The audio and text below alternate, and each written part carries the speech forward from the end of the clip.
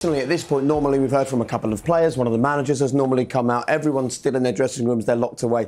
You've played in games like that. Is it just a moment just to go in and just decompress and just maybe calm down a bit before facing the cameras for both sets of players and manager? Yeah, and there's a debrief as well in such a high tempo. There's a lot riding on this game for both teams. So you go in there, and I think every game throws up different things after the game as well. There'll be maybe arguments in the tunnel with a referee. I'm sure, listen, we would have been in there waiting for the referee probably and just to ask a few questions nicely without any swear words, I'm sure. But I think there's so many things that could be happening right now, but I think it's also, it's taxing these type of games. Not just physically, mentally it's taxing. Yeah. There's a lot of emotion that's been played and exerted on that pitch today, so I'm sure both teams now, like you're saying, are decompressing and gathering their thoughts and not analysing, but just thinking. Yeah. I'm sure Martinelli's one of them players that he'll be thinking about that miss and opportunity he had to put the game out of sight.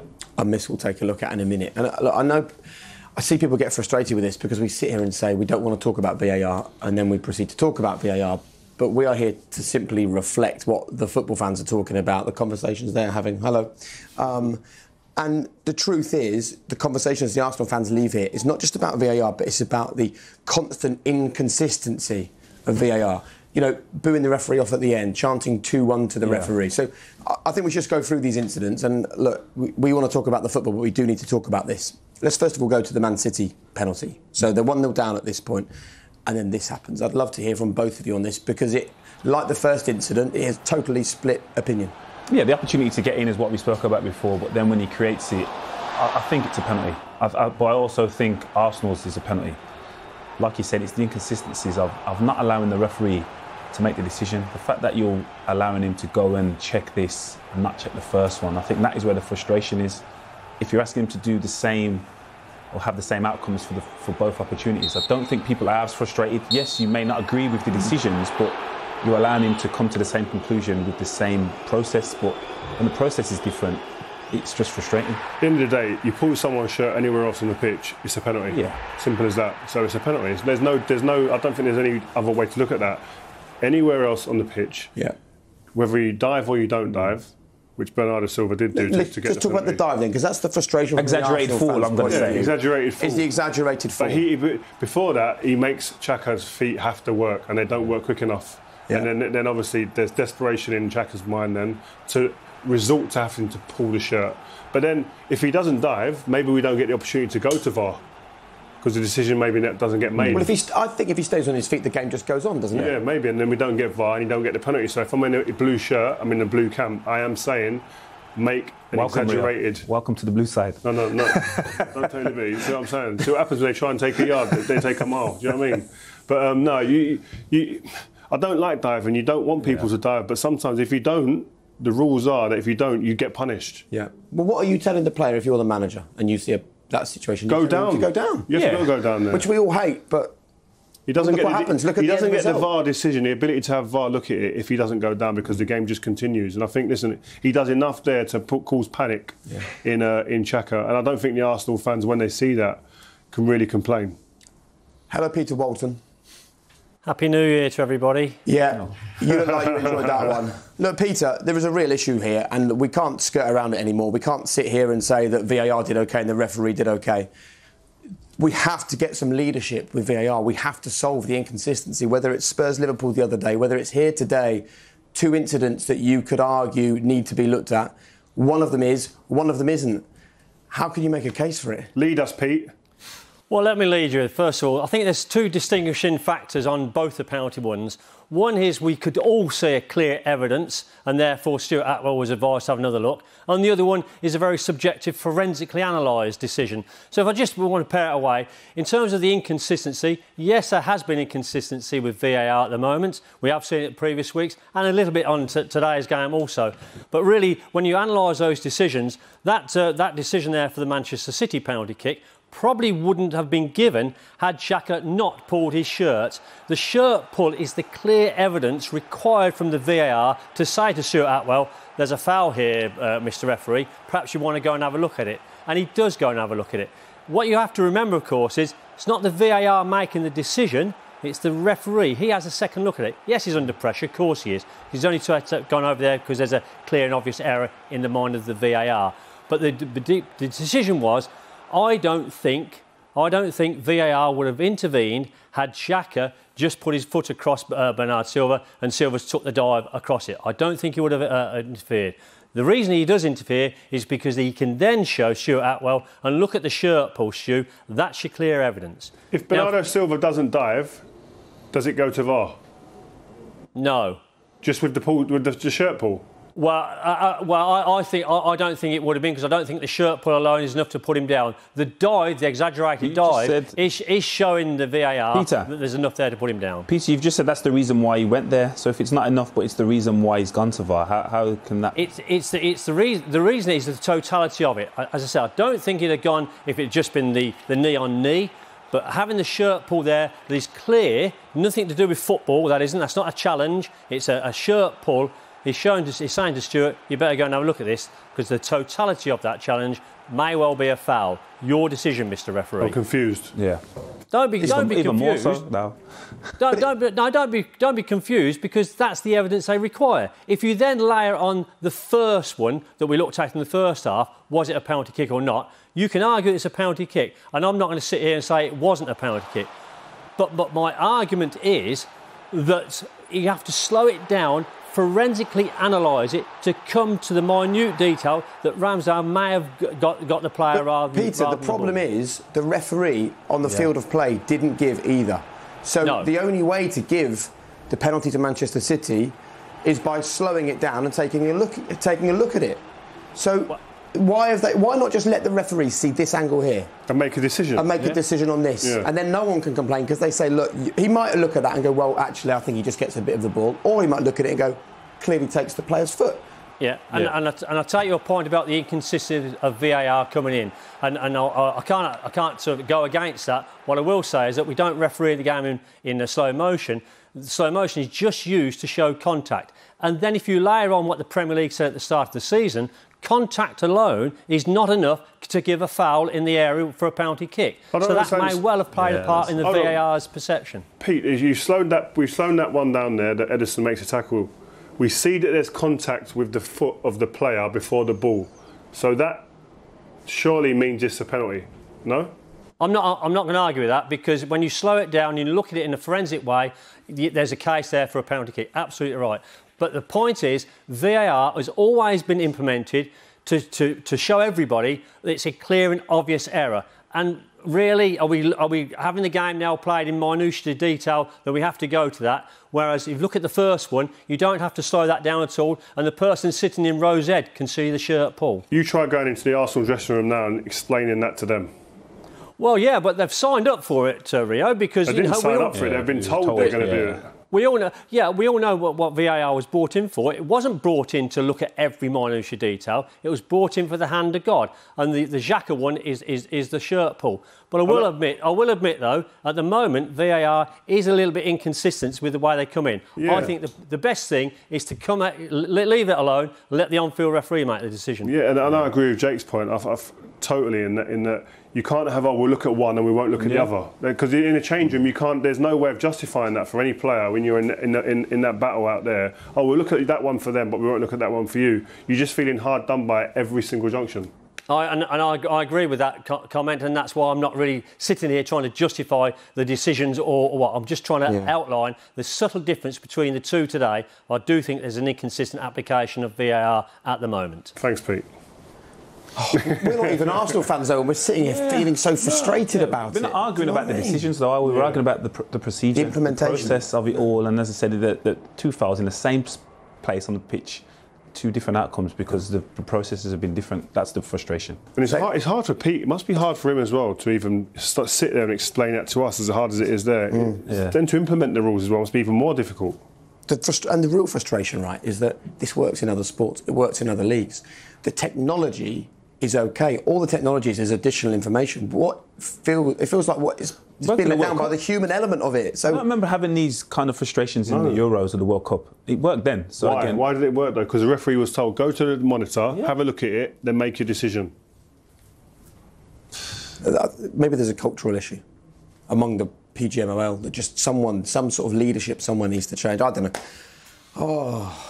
You want someone to lose their job at New Year? Is that what you're saying? No, I want someone to be better at their job at New Year. That's what I'm saying. Right, let's have a look at. Let's hear from Rodri. He's just emerged and he's talking to Des, so we're going to hear from him now. Here it is.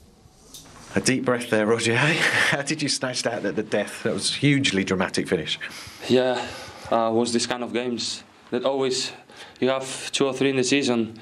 They're an unbelievable team. They show why they're in that position.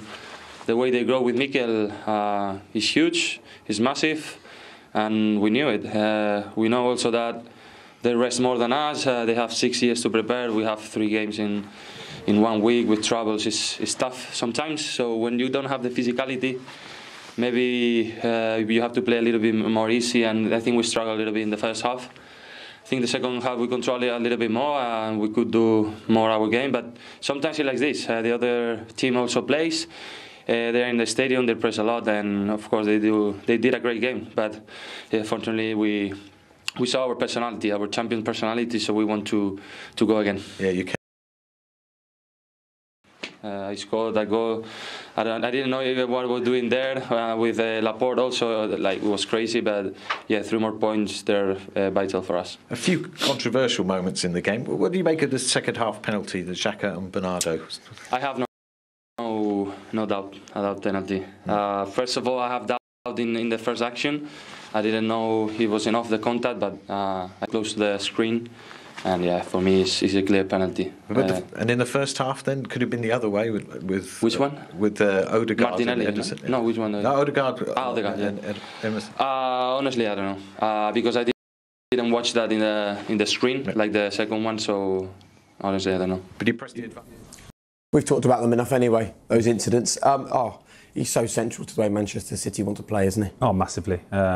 And again, it was probably unexpected that he was going to get the winner, but his performance, I think he's learning the knack of just nullifying attacks, stopping counter-attacks and little fouls that don't get you booked but just frustrate the opposition. But today he's popped up with a vital goal. Not the cleanest goal like his previous strike, but again, so vital.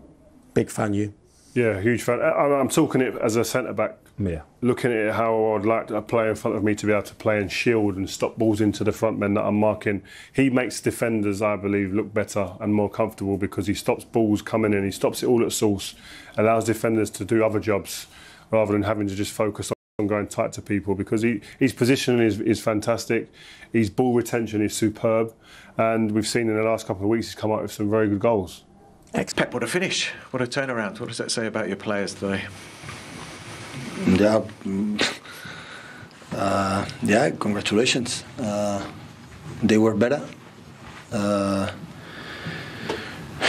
We face a team like in the last years struggled to be in the top 4, and they start this season being in the bottom, and they are in top 4, and they have 6-7 days after the last game for Norwich. We have 2 days and a half, and Brentford was so tough. Come back to Manchester, come back, and we didn't have energy.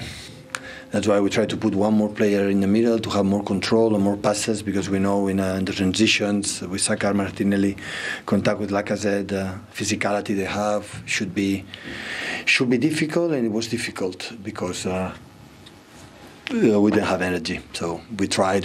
In the second half, 1 minute change, that the penalty, and after the action, the own goal, and 1 minute send off. And football, we try to analyze many things. The coin sometimes fell down on your side, sometimes the other side. So that is the reality. But in the same time, so we know how does it mean to win in Emirates, here in Emirates against Arsenal in the moment they are, and the good team they side. So we knew it was difficult, and yeah, now we have time to rest. But even without the energy, you still found a way to win, which is a characteristic of this side. Well, we are not a team to score goals at 90 extra time. I don't remember the last time we scored a goal at 90. Maybe you should remember 2 or 3 years ago when Raheem against Southampton put the ball into the net, and I don't remember much. So we are not a team like this characteristic, but of course, with 10 against 11. They change with 5 in the back, with 3. It just to make stupid mistakes and try to win the game. You talked about the toss of the coin and it going one way or the other. Is the use of VAR complicating this? Because there's an argument about the first penalty in the first penalty claim in the first half with Odegaard going down with Ederson, and then they didn't look at the replay. VAR looked at the replay for your penalty, the one that Mahrez scored. Should there be some consistency here? I think that's the debate. Yeah, maybe. I didn't see the penalty from Depico. Didn't show it for the screen, Yeah. and they show it for the screen for the Bernardo. So Arsenal did it well. So Bernardo's penalty. So like I could not see the penalty from Odegaard, the potential penalty from Odegaard with Eddie. So I could not say it. Is it a one-horse race now? You knew I was going to ask. It's unlikely. I told you before. So yeah, 11 games in a row. So that's so great in this period. Like every time the people. So just take a look. Our bench today. It was 4 guys for the academy. So we had many cases from COVID this season and injuries. Yeah. Phil Foden.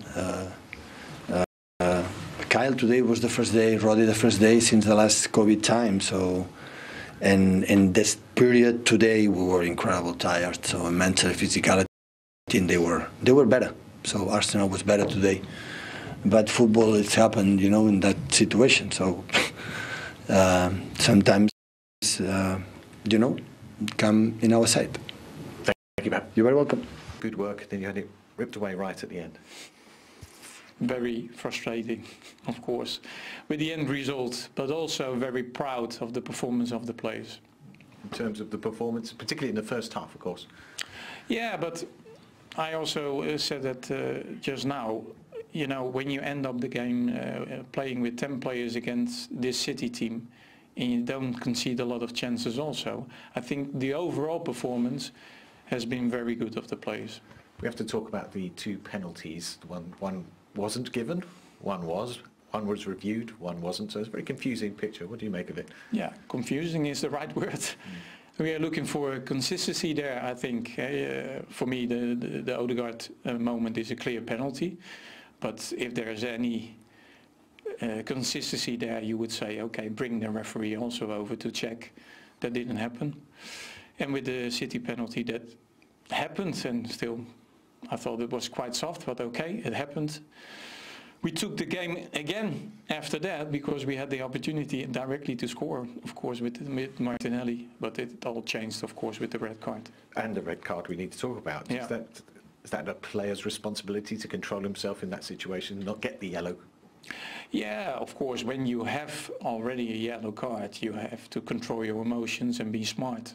And I'm not sure why the first yellow card was given to Gabriel. I hear some different things about that, but it's not important anymore. But if you have it, of course, you need to control your emotions. That's something we need to learn. So have you had a conversation with Mikel after the match?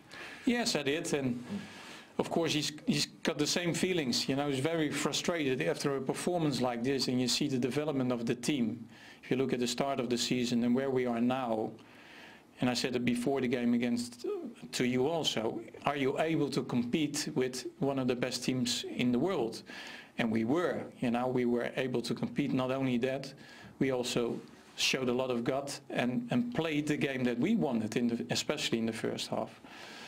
And yeah, then at the end, it's of course very frustrating that he ended up with 0 points, but also Mikel was very proud of the performance.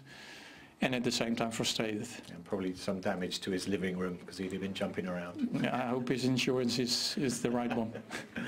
Thanks, Alfred. Thank you very much. Thanks. Thanks, Dave. Well, what an interesting experience for him. He would have been out there today. Yeah, I think he'd have enjoyed loads of that. Yeah. But like you said, proud of his team and the way that they played. But yeah, disappointed with the result. It wasn't the result they wanted, but there was lots to be definitely positive about. But he spoke about personal responsibility, controlling your emotions. He knows. Yeah, it's vital. Again, we put so much into tactics, but then when you're out there, the players have to take responsibility for their actions. And when you're in so much control of scuffing up a penalty spot, knowing the outcome is going to be a yellow card and then making a challenge like that, he has to take accountability for that. Yeah. It's another sort of strange day for us, isn't it? Because we come here to this beautiful stadium. The fans were in brilliant voice. It was really an emotional game. It was a brilliant advert for the Premier League. But then at the same time, you look at some of the officiating and you do have to ask the question, is that at the level it needs to be for an elite competition like this? It's meant to lead the way around the world. The problem with VAR at the minute, I think, is there's more questions than answers. There's confusion, there's lots of grey areas. And with refereeing, you want to see that black and white element. You want to see where there's a decision made and you go, actually, yeah, I understand that. At the moment, a lot of decisions are made and it leaves us sitting here scratching our head. That can't be right. OK, well, thanks for joining us. I think it bodes well, doesn't it, for the new year, 2022, if all the games are like that? Hopefully, yeah. Winning, City winning, yeah. Thought we'd have a smile. I love the fact that you're saying Arsenal have panicked you, by the way. How do you feel about Arsenal? They've panicked me. I didn't say panic, did I? Yes, you did, yeah. OK. He said panic, didn't he? Not Worried. All right. Worried. Like the concern. Slightly concerned. Slightly. Maybach music. Can anybody out there hear me? Hear me?